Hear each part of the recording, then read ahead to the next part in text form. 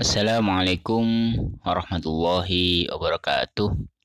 Selamat pagi, selamat siang, selamat sore, selamat malam. Salam sejahtera untuk kita semuanya. Pada kesempatan kali ini, berjumpa lagi di channel Belajar di Perpustakaan. Pada video kali ini kita akan belajar bersama tentang sejarah singkat museum. Pada dasarnya ketika berbicara sejarah museum tidak akan terlepas dari sejarah perkembangan peradaban manusia itu sendiri. Karena pada dasarnya museum, sebagaimana yang dikupas dalam video sebelumnya, museum pada dasarnya menyimpan hal-hal yang koleksi-koleksi yang berkaitan dengan sejarah, dengan arkeologi, dengan kebudayaan.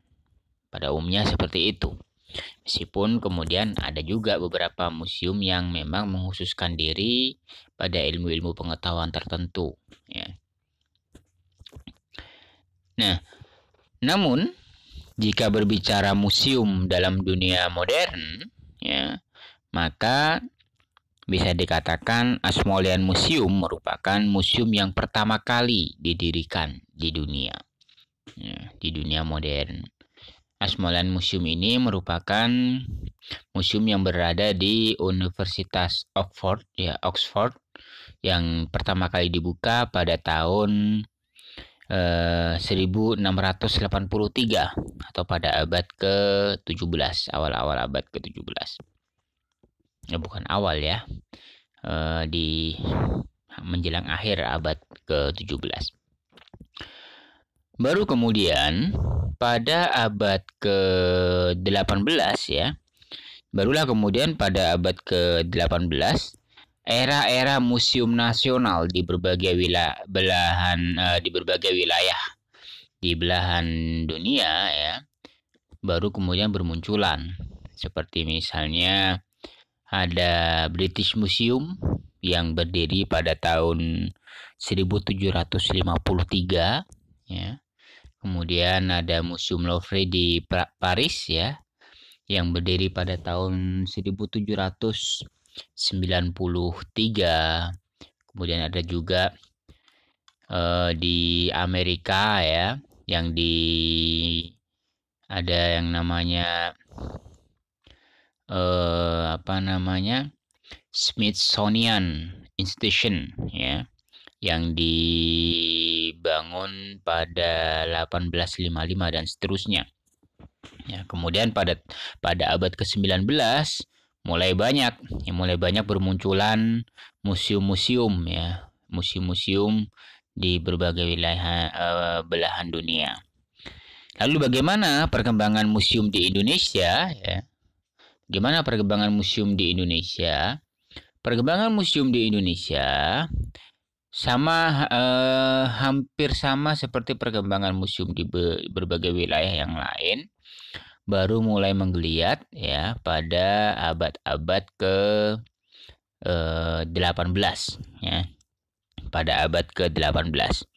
Meskipun dalam catatan sejarah ada ilmuwan dari Eropa ya, dari negara Eropa yang bernama Rumpius ya.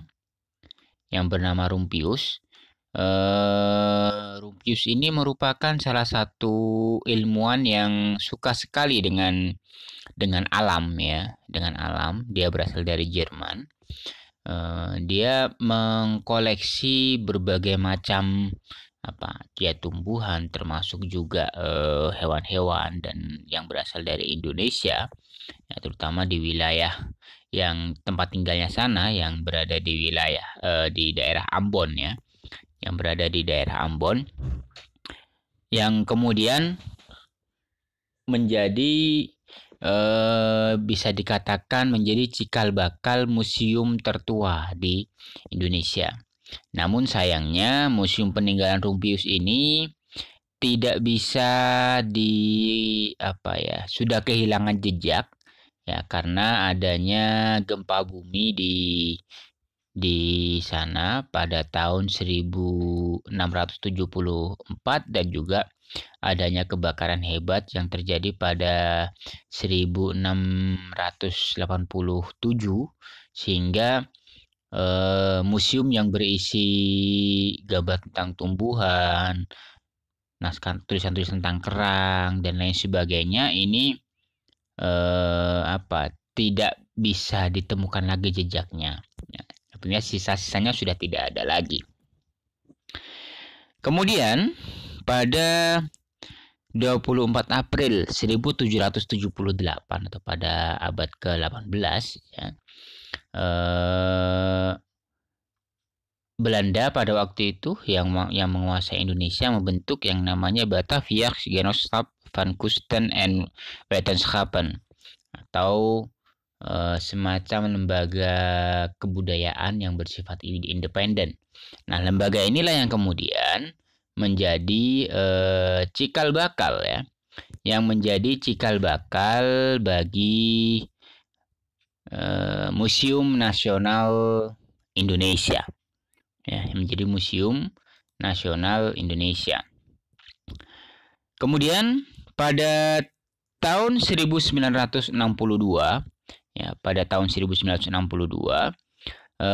kelanjutan dari Batavia Genootschap van Kunsten en Wetenschappen tadi didirikanlah yang namanya Museum Pusat ya, didirikan yang namanya Museum Pusat, berdiri yang namanya Museum Pusat. Museum ini merupakan cikal bakal dari Museum Nasional ya.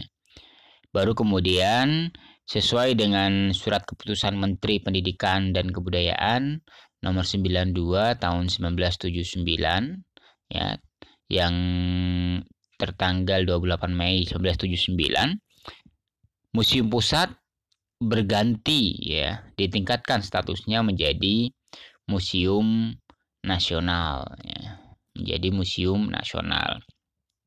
Meskipun namanya Museum Nasional, juga yang menyebut Museum Nasional ini dengan nama Museum Gajah. Kenapa? Karena banyak yang mengatakan bahwa nama gedungnya adalah Gedung Gajah, kira-kira seperti itu. Nah, pada tahun 1890 ya, pada tahun 1890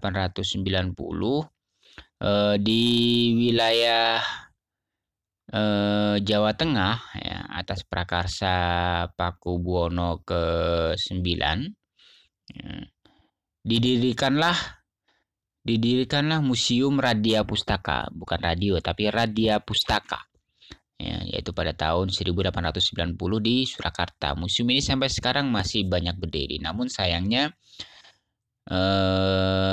berbagai pemberitaan menyebutkan bahwa banyak sekali koleksi-koleksi yang ada di Museum Radia Pustaka ini yang hilang seperti itu. Ini cukup sangat-sangat disayangkan sekali. Kemudian pada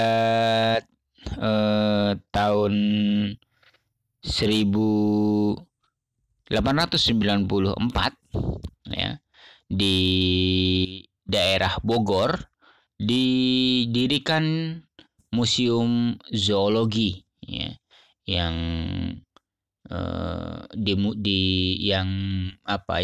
museum yang berkaitan dengan, merupakan salah satu museum pertama yang didirikan yang berkaitan dengan ilmu pengetahuan dan sains ya. Kemudian pada tahun 1929 didirikanlah Museum Geologi tentang bebatuan ya di Bandung pada masa pemerintahan Hindia Belanda. Kemudian pada tahun 1932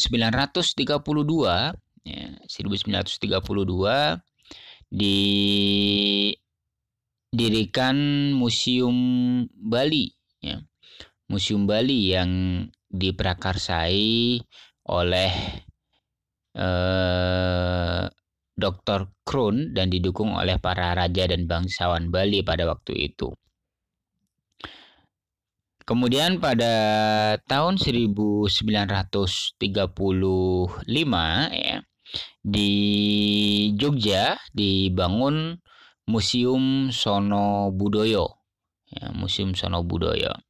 Pada tahun yang sama di Bukit Tinggi juga dibangun museum yang bernama Museum Rumah Adat Banjuang. Nah, pada tahun 1937 di wilayah Jawa Timur juga diresmikan Museum Empu Tantular ya. Museum Empu Tantular yang merupakan salah satu museum yang banyak menyimpan tentang peradaban budaya di wilayah Jawa Timur. Nah, setelah itu kemudian perkembangan museum di Indonesia ya hingga sejak masa kolonial hingga kemerdekaan itu semakin meningkat ya. Semakin meningkat. Apalagi ketika pasca kemerdekaan tujuan museum didirikan untuk pelestarian dan pengetahuan warisan budaya. Bangsa Indonesia semakin sadar bahwa Indonesia memiliki warisan budaya yang luar biasa sehingga perlu dikelola ya. Koleksi warisan budaya ini perlu dikelola dengan baik. Ya, perlu dikelola dengan baik sehingga bisa menjadi sarana belajar, bisa menjadi sarana informasi bagi generasi-generasi selanjutnya tentang bagaimana sebenarnya bangsa mereka ini berdiri dengan berbagai macam budaya yang kaya akan berbagai macam budaya yang luar biasa. Nah, oleh karena itu semakin kesini perkembangan museum sendiri banyak kemudian mengaplikasikan berbagai macam teknologi dalam rangka apa? Dalam rangka lebih mendekatkan kepada penggunanya ya, kepada penggunanya. Tidak lagi kemudian hanya cukup menampilkan benda-benda yang benda-benda kuno saja, tetapi juga diberikan sentuhan-sentuhan teknologi, mungkin diberikan 3D dan lain sebagainya untuk menarik minat para pengunjung sehingga mereka lebih tertarik lagi untuk belajar, untuk berkunjung ke museum. Demikian terkait sejarah singkat museum ya, sejarah singkat museum di dunia dan juga di Indonesia. Kurang lebihnya mohon maaf dan semoga bermanfaat. Selamat pagi, selamat siang, selamat sore, selamat malam. Wassalamualaikum warahmatullahi wabarakatuh.